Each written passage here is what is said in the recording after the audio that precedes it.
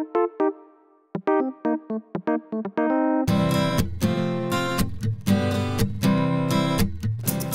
a few other things happened, and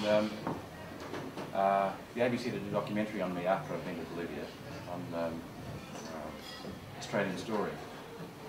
And in collecting, looking at what to do with a television documentary, whatever you talk about, you want some footage, and they talked to my secretary and what's he been doing, is there any footage of it, any pictures? And they got some film that Ron had shot of me in Bolivia. Didn't prove anything, he just had me there, wandering around looking. And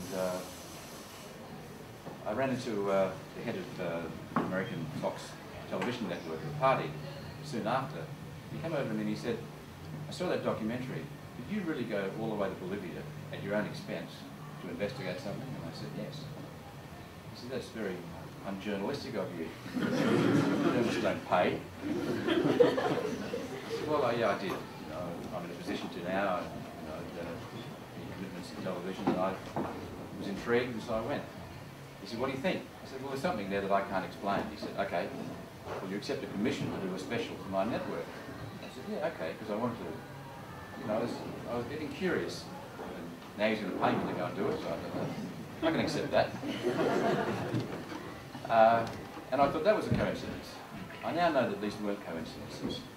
We made the program Science from God, which impressed them so much they went from a 1 hour special to a 2 hour special. 28 million people saw it live that night in North America. And the response was overwhelming. I've been doing television for so long, and I'm accustomed to some programs getting a lot of response and some getting none.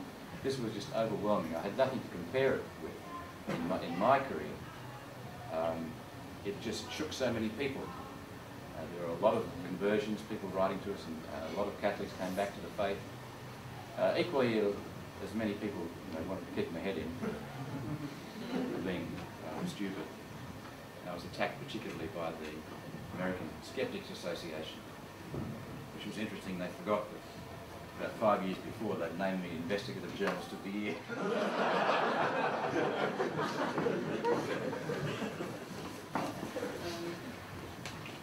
So we started basically wandering around the world, following up stories that started coming into us. Because of Science from God, we were, I guess, almost an international magnet.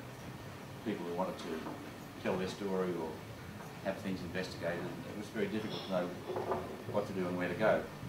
And in the course of these travels, we went to, we started researching situations, miracles or alleged miracles that have been accepted or by the church or have become part of legend in the church. And the first one I saw that really made me stop and think was the Eucharistic miracle of Lanciano in Italy, which goes back to the 8th century. And the very fact that I'll start at the beginning, in the 8th century, a priest who had doubts, and this is the key to this whole story, the Eucharist, which is so important. He had doubts about the truth of the Eucharist. He had doubts about the flesh and blood of Christ truly being in that piece of bread. He had doubts about the real presence of Jesus being there. As he held up the host in consecration, he felt those doubts. He looked up and the host started to bleed. So he put it down, and in fact the book on that event is called The Mass That Never Finished. Now it bled copiously. The blood was collected and it still exists there today. That alone scientists can't explain. There are 5 lumps, like gelatinous matter. And the host still exists in a circular form. Unfortunately it's torn because the monks of the day tried to put it back into the monstrance and put some tacks in to keep it there, and that when it dehydrated and pulled away from the tack, so it's torn pretty badly, but it still exists. In early 1970, it became, to my knowledge, the first Eucharistic miracle which was laid open for scientists to investigate. And a team headed by Professor Lanoli from Florence, a noted scientist, examined it in the years 1970 and 71. And they found that in the blood, it was human blood, and there was human tissue, flesh. It was flesh and blood. And that flesh was identified with certainty as being from the heart. Not just any piece of the heart, but from myocardia, the muscle of the heart, which gives the heart its beat, and therefore the body its life. Now, when you think about it, when Jesus said, you know, those who eat of my flesh, he was giving us his flesh to sustain us forever. When you think about it, what other part of his body would he give us? It would be heart, and the most important part of the heart. That fascinated us and sent us on a journey on the Eucharist because it seemed so central. As John Paul II said, the source and summit of the Catholic faith, the Eucharist. But unfortunately, most Catholics, the majority of Catholics, don't fully accept the truth of the Eucharist. So we made a film on the Eucharist, which was very successful. It's now in 4 languages, and it's now going into Arabic, and it will continue. Each time we get a new language, we go to those countries, the Spanish one, and many, many countries. And we've had fruits wherever we've gone, from people entering the seminary to conversions. The fruits just follow this story of the Eucharist.